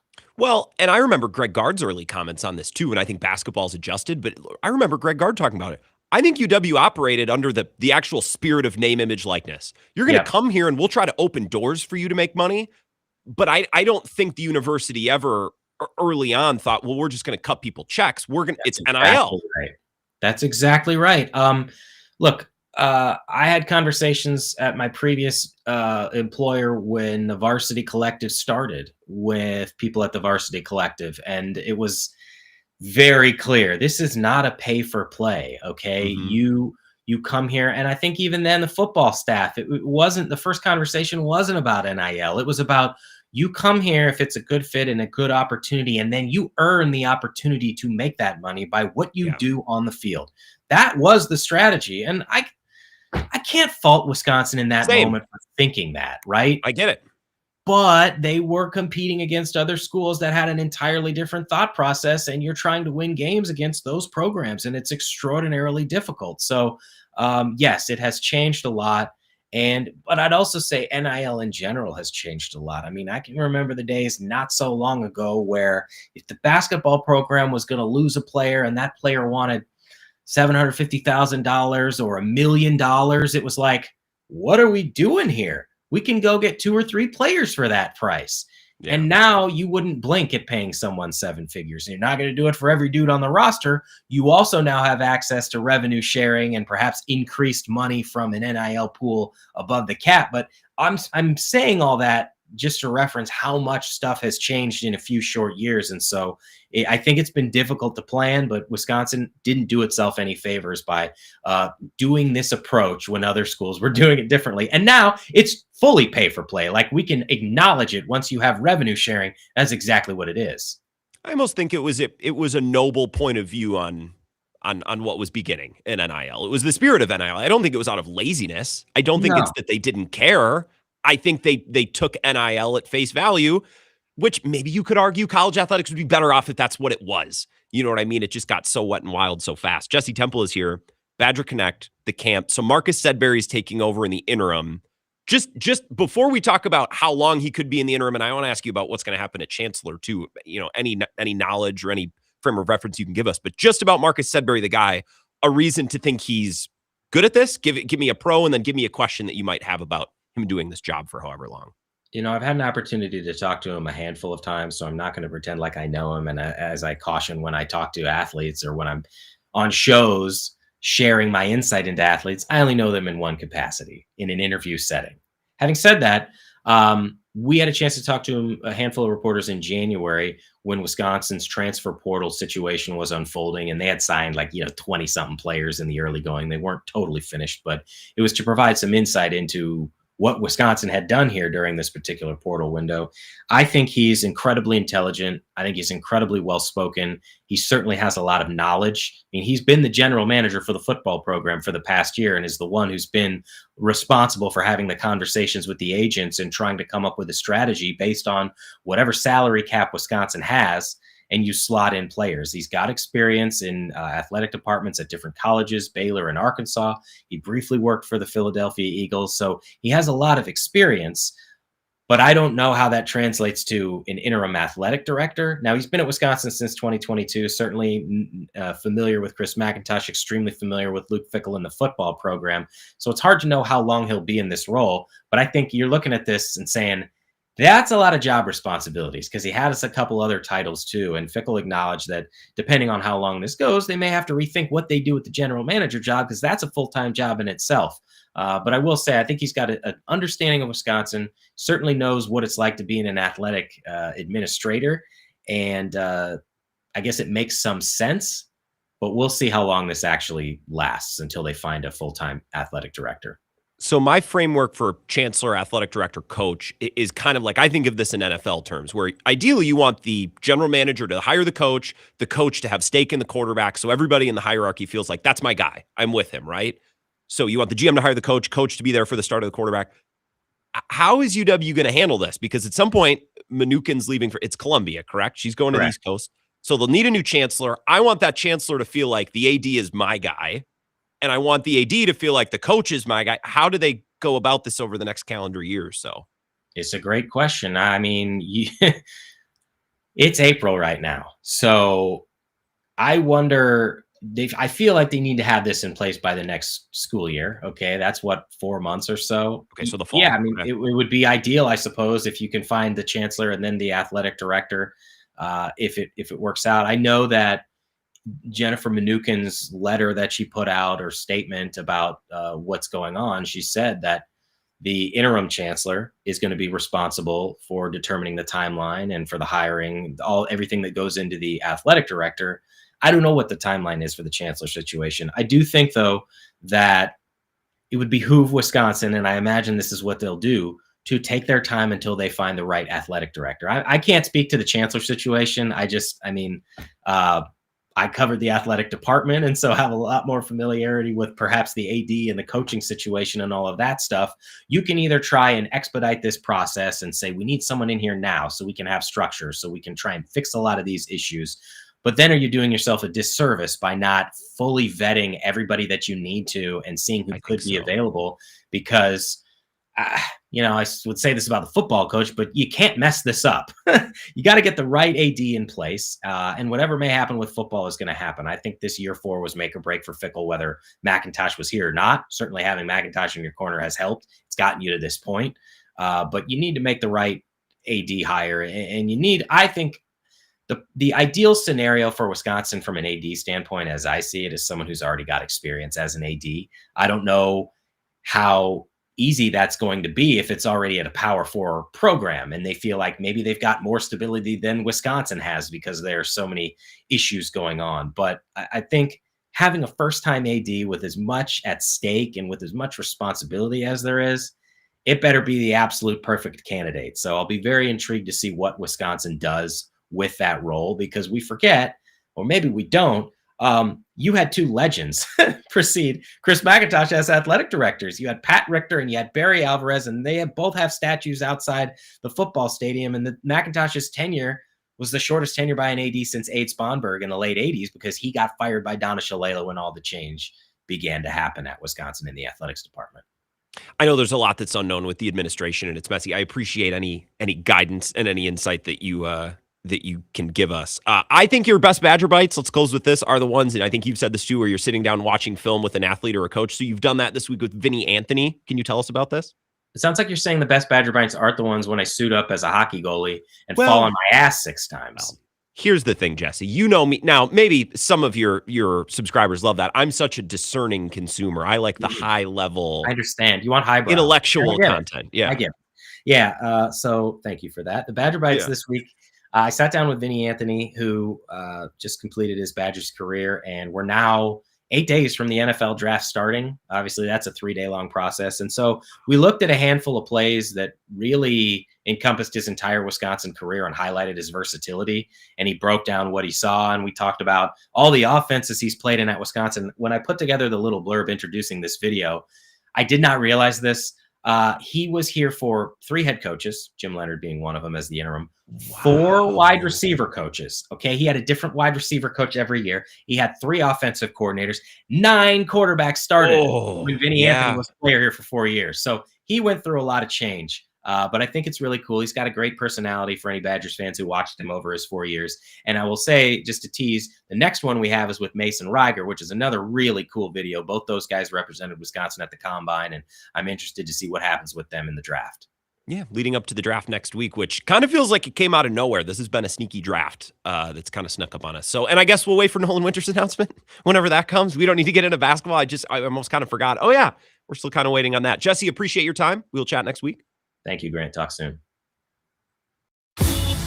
This is the Wisco Sports Show with Grant Bills on the Wisconsin Sports Zone Radio Network.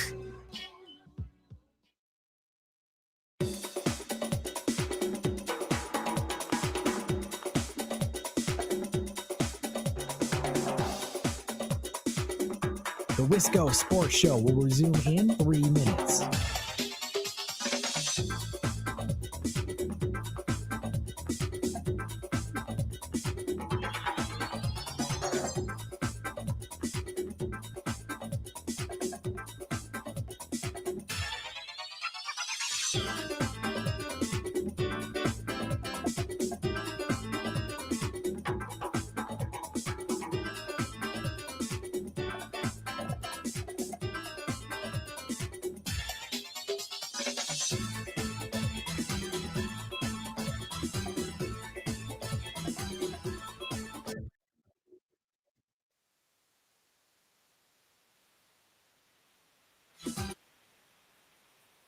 The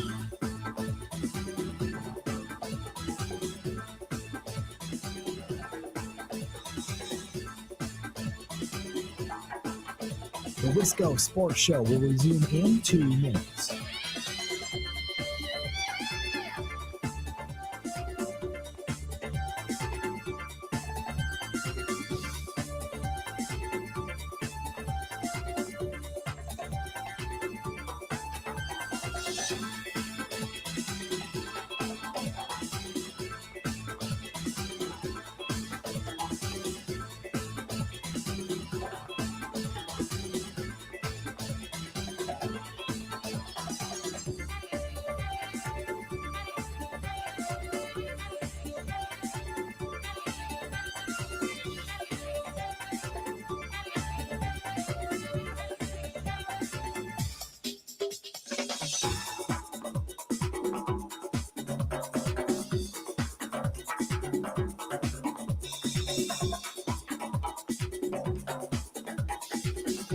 The Wisco Sports Show will resume in 1 minute.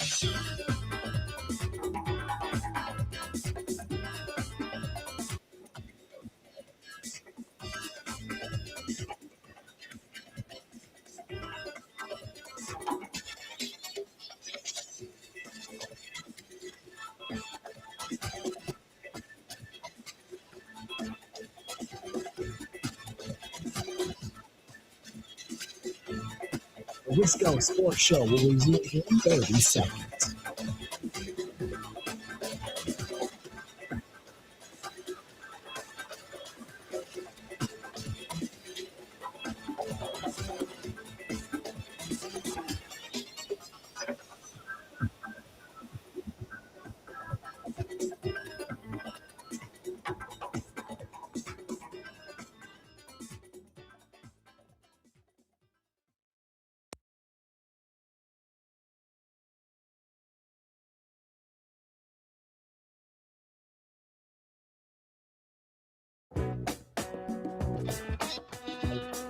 Wisco Sports Show here, final segment. Appreciate Jesse Temple and his time. One mention on the way out the door. It didn't mention this, but the NBA play-in tournament started last night. I had no idea. And I haven't been super tapped and dialed into the NBA all year, but I watch a lot of sports TV and I'm on Twitter all the time. How is that? Flies under the radar. Apparently, Amazon's feed cut out with like a minute left in one of the play-in games, which I think is hilarious. I was reading Bill Simmons' comments about this. I cheer for streamers to fail. When these streamers come in with their unlimited money and they try to broadcast live sports, I cheer for them to fail. I pull for it to go bad. I don't want more games. You know why I didn't know that this playing game was on last night? Because I got home and I opened DirecTV and I looked at what was on. Brewers, Jays, Phillies, Cubs, hockey. Here are my options for tonight. Here's my menu, as it were. You know what wasn't on there? The Heat and the Hornets. Because it was buried off in Foreverland on Amazon Prime on a different app on my smart TV. So stupid. I don't like it. And I know they're trying to grow the game or whatever, but they're not trying to grow the game. They're just making the most money on their media deal. If Amazon has the biggest bucket of money, we'll go with Amazon. It has nothing to do with accessing new viewers. Has nothing to do with that. Dumb. Maybe I'll watch a little bit tonight. If I have to watch Joey Ortiz hit a couple more times, that might drive me back to the NBA.